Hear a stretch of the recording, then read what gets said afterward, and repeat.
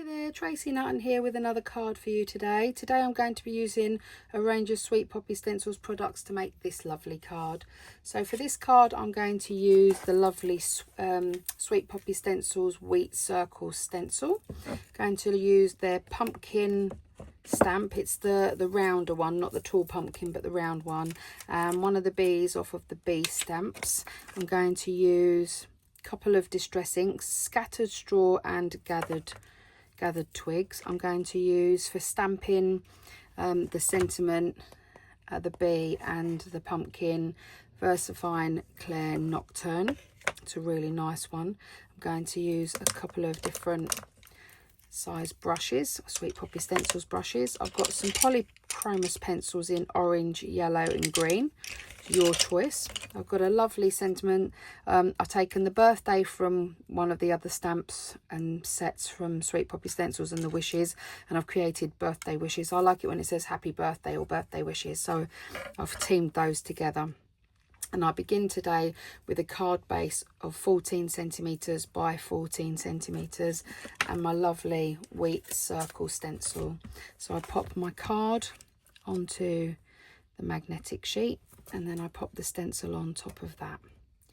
Doesn't matter which way round you put your stencil, but I've sort of chosen to do this one this way round, so just being very careful. So once you pop that down, now you take your yellow. So I always use yellow. Don't need to mask off. I'm not going to be here long enough. I'm not pushing lots. I'm not moving things around. So I don't actually need to mask this off. So I'm going to start with the yellow in this corner. And I'm going to just take it around gently. I'm going to use the smaller brushes to help me get into the, especially like here. I'm going to use the yellow first, so let's have a little look.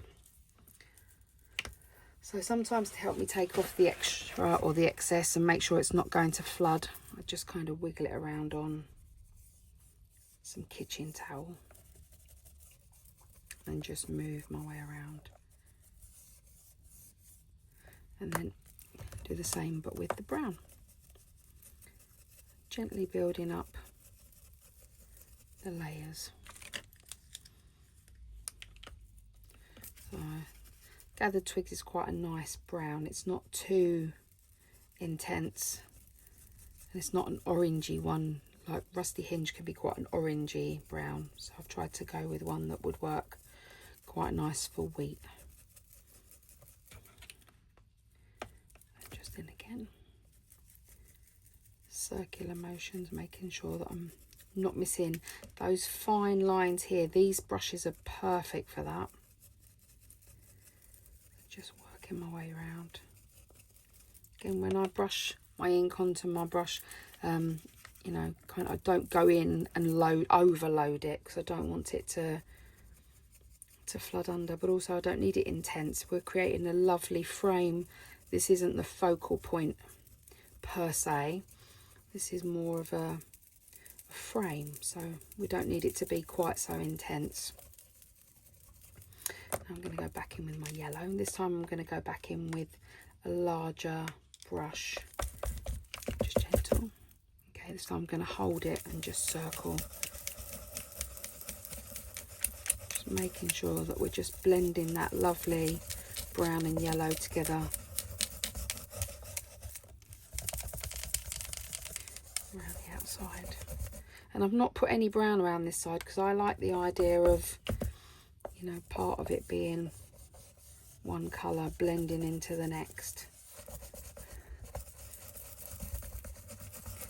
Again, just last time around, making sure I'm just getting all those lovely corners, pointy parts of the wheat sheaf. Okay. And that is that done.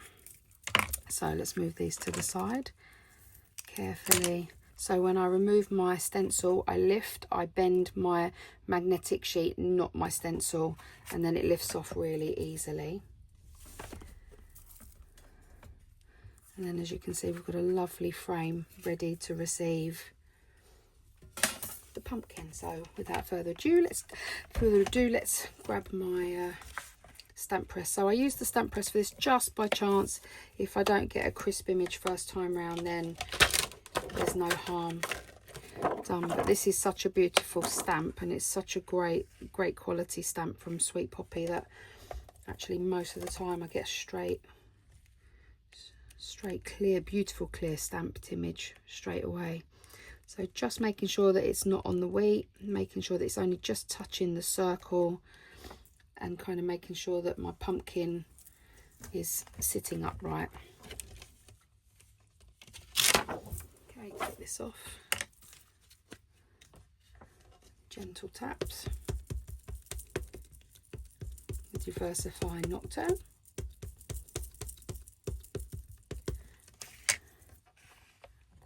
Pushing down gently just to make sure everywhere's covered and equal pressure is applied.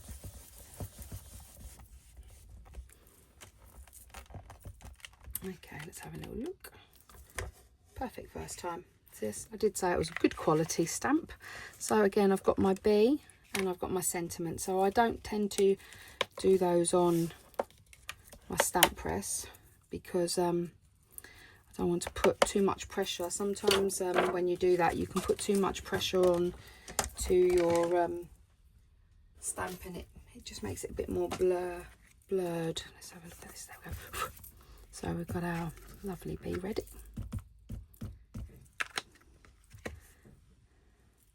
Just going to put the bee slightly angled, add a little bit more interest to your design. There we go. And then I've got the lovely sentiment. Just going to pop that down towards this corner. So when I put a sentiment onto a clear block, I make sure that it's lined up. I try to use one with grids in it, and it just helps me to be able to line it up and make sure that it's straight. If you're not confident in doing that, that's absolutely fine. What you can do is just do it on your stamp press, that's fine. So gently down. Light amount of pressure. There we go. Just making sure that everywhere, there we go, is ready. So now all we need to do to finish this card is actually colour the pumpkin.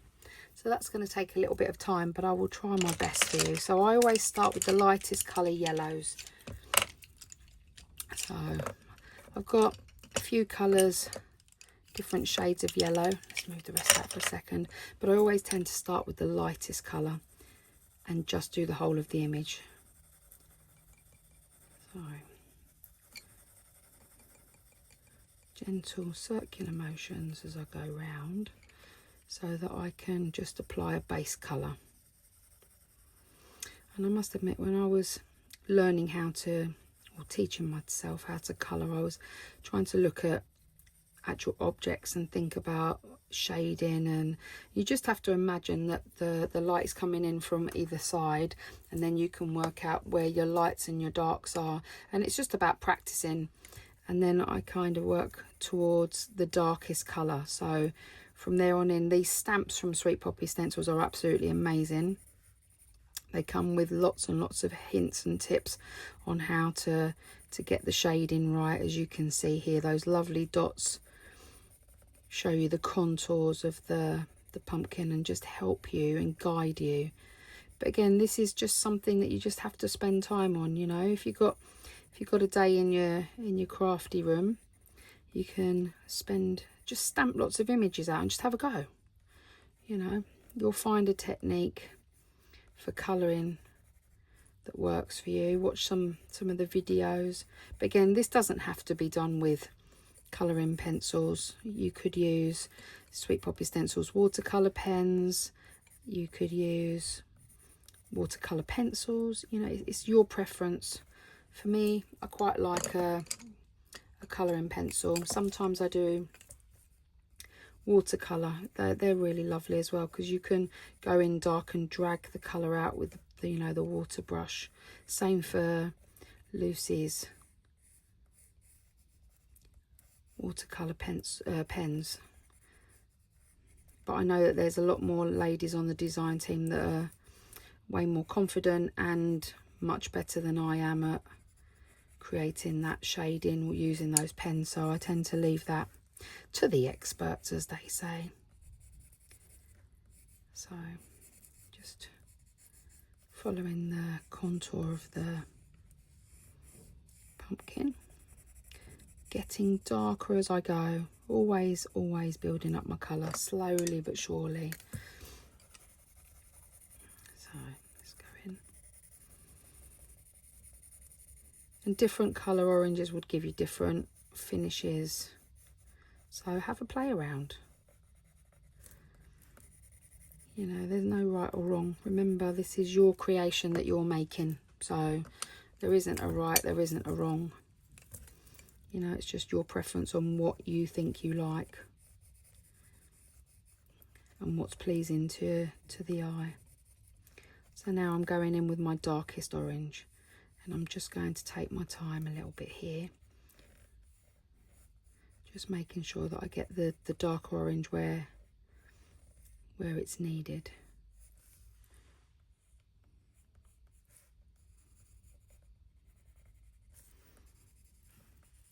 And I think the one thing that I've learned over the years is I thought originally, like, I'd go, yeah, that's it, because I'd panic that I was going to get it wrong and that I was going to make a mistake. But actually watching lots of video tutorials over the years and just looking the way in which they get those beautiful, rich, you know, dimensional feeling of colour and shadow and light and dark, it's all created by taking that time and just keep going.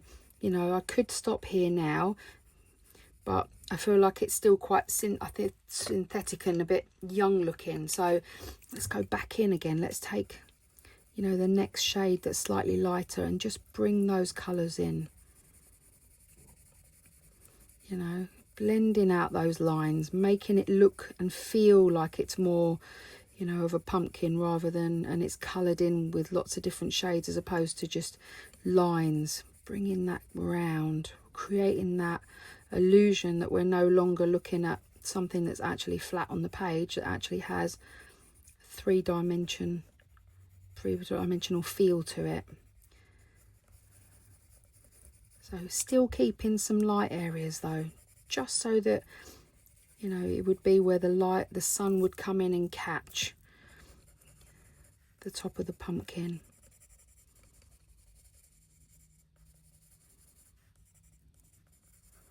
Okay, back in now with a lighter colour, even still, you know, blending all of that together.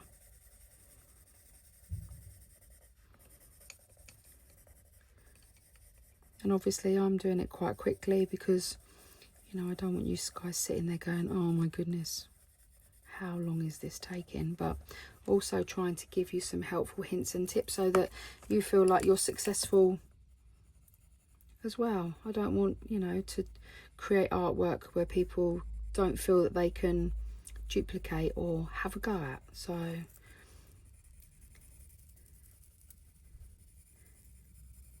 you know, and if you know, make a scribble mark there, that's fine. You know, there's lots of rubbers around that you can use just to, you know, just to take it back a little bit, just ever so carefully. There you go, gone. No harm done.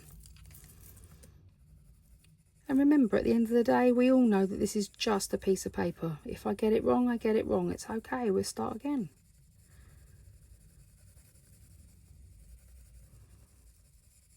There we go. Now we're starting to get some really nice dark areas here. And then go back in again with your light colour. Bring that light colour back round.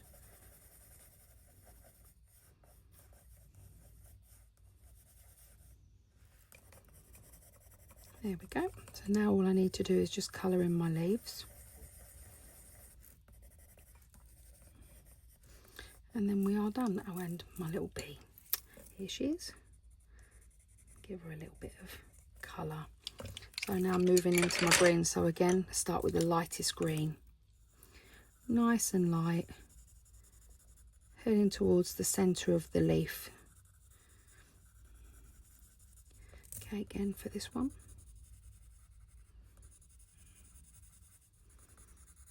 Okay, so now I've got my base colour on. Now I'll go in with my darker colour, and I'll go dark, really dark, quite quick in the leaves, and then bringing that out.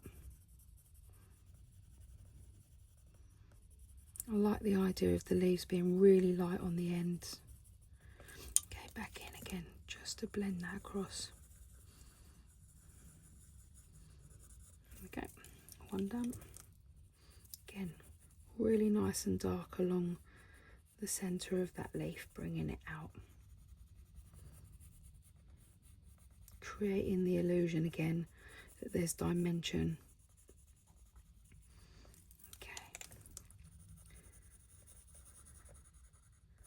And then the last bit I need to do is just this part of the pumpkin. Again, nice and dark in towards the middle part where it would be darker because of the way it bends in. Okay, leaving it nice and light out towards the top. And then one final thing we need to do is ground our pumpkin, because currently it's kind of just sitting in the middle of a circle. So again, I take the darkest colour and I keep it really tight in. It's almost like I'm colouring along the line of the actual stamp. And this is how I create shade. Again, I'm sure people do it lots of different ways. And I wasn't really confident at this really. And I don't know, I doubted myself a lot. But now you just take the pressure off and just gentle, following it around. So making it feel, bringing it out ever so gently. And again this side. Just making sure that that is touching that line. Okay, again now just take a slightly lighter colour and just bring it out. And again here.